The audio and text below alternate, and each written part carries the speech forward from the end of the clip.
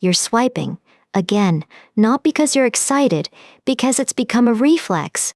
You haven't matched with anyone in weeks.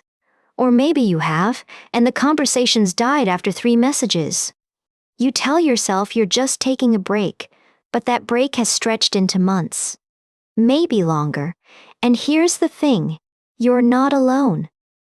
Not even close. What you're experiencing has a name now. Researchers are calling it the dating recession, and the numbers behind it tell a story that goes far deeper than swiping fatigue. More than 1 in 3 Gen Z adults now identify as celibate. Not because they can't find someone, because they've decided, at least for now, that they'd rather not try. Nearly half of young men haven't been on a single date in the past year, and it's not because they're not interested in connection. Something else is happening. This isn't social media's fault, at least not entirely. It's economics, it's politics, it's a fundamental recalculation of what romantic relationships are actually worth. To understand what's happening, we need to look at the data, and the data is striking. In 2025, datingadvice.com partnered with the Kinsey Institute, one of the most respected names in relationship research, to survey over 4,000 adults across the United States. What they found surprised even the researchers. 37% of Gen Z adults, between 18 and 27, now identify themselves as celibate. Not temporarily single, not between relationships. Celibate, actively choosing not to pursue romantic or sexual relationships at all. And this isn't evenly distributed. The patterns differ sharply between men and women, and the reasons they give reveal something deeper. Among Gen Z men who describe themselves as voluntarily celibate, 68% said inflation has negatively affected their dating life. Nearly 7 in 10. For them, the barrier isn't social anxiety or lack of interest.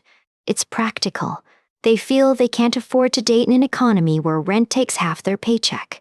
Think about what dating actually costs. Dinner, drinks, transportation, concert tickets, new clothes because you want to make a good impression. When you're already stretched thin, when every dollar matters, that calculation changes. Romance starts to feel like a luxury you can't afford. But here's where it gets more complex. Among Gen Z women who are voluntarily celibate, the primary factor isn't economic, it's political. 64% of voluntarily celibate Gen Z women say that politics have influenced their decision to step back from dating. Politics, in the most intimate area of their lives. This isn't about refusing to date people with different opinions. It's deeper. For many young women, political views signal something about values, about safety, about fundamental compatibility. When you disagree on reproductive rights, on safety, on bodily autonomy, that's not just politics. That's, do I trust this person with my well-being? And the divide is real. Recent surveys show the largest political gap between young men and women in recorded history. They're not just disagreeing, they're living in different ideological worlds. But economics and politics are just part of the story. There's something happening even earlier, in adolescence, that's reshaping how this generation approaches romance from the start. Only 56% of Gen Z adults had any romantic relationship during their teenage years. For Gen Z men specifically, it's even lower, just 54%. Compare that to previous generations, where teenage romance, however awkward, however brief, was nearly universal. First crushes, first dates, first heartbreaks.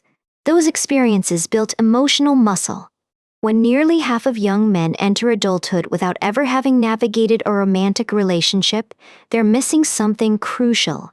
Not the relationship itself, but the practice of vulnerability, rejection, misunderstanding, repair. These are skills you learn through doing, and if you never do, that first attempt in adulthood feels impossibly high stakes. Researchers at UCL interviewed dating app users between 18 and 25, and a pattern emerged. They described dating as a psychological confrontation. Those are the researchers' words.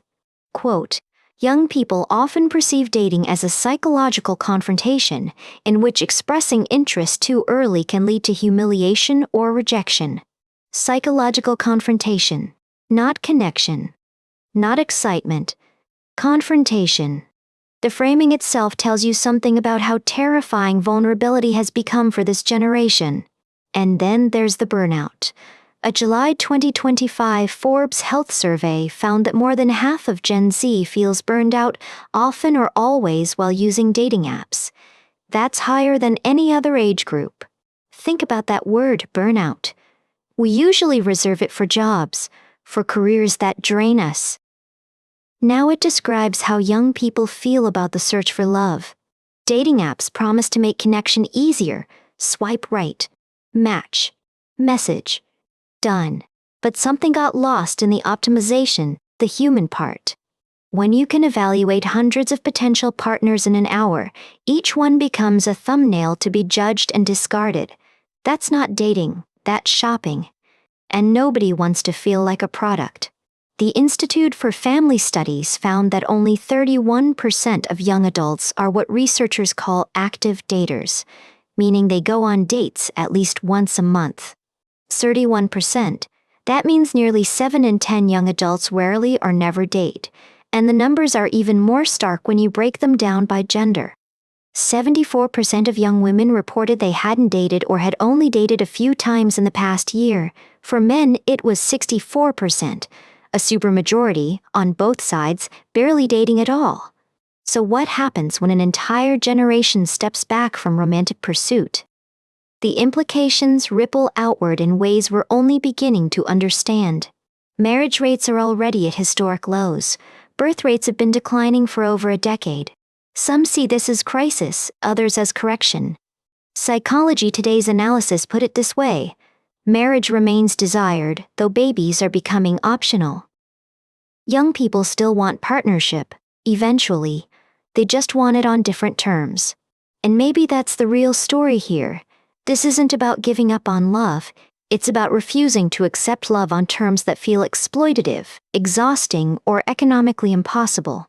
Previous generations often viewed relationships as essential to adulthood, a box you had to check. Married by 25, kids by 30. That script is being rewritten.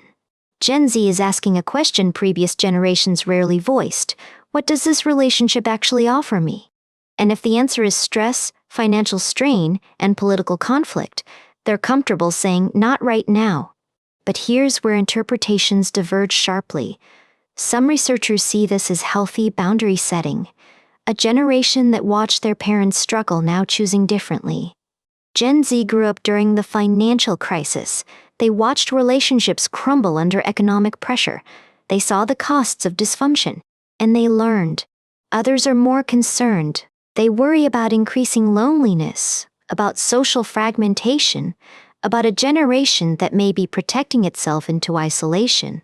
Because here's the thing about self-protection: it works until it doesn't. Avoiding vulnerability prevents hurt, but it also prevents the connection that makes hurt worth risking. So if you're Gen Z and you're not actively dating right now, first, recognize you're not alone. This is a generational pattern, not a personal failing. The pressures you're facing, economic, political, technological, they're real. You're not being dramatic. You're responding rationally to genuinely difficult circumstances. But, and this is worth sitting with, it may help to examine whether you're opting out based on genuine self-care, or whether anxiety and avoidance are playing a larger role than you realize. Self-protection and self-sabotage can feel identical from the inside. One keeps you safe. The other keeps you stuck. The difference isn't always obvious. If you want connection but feel frozen, consider starting smaller than dating: friendship, community, low-stakes social practice. You don't have to leap, you can step. For those already dating, consider how economic stress and political polarization might be unconsciously shaping your approach.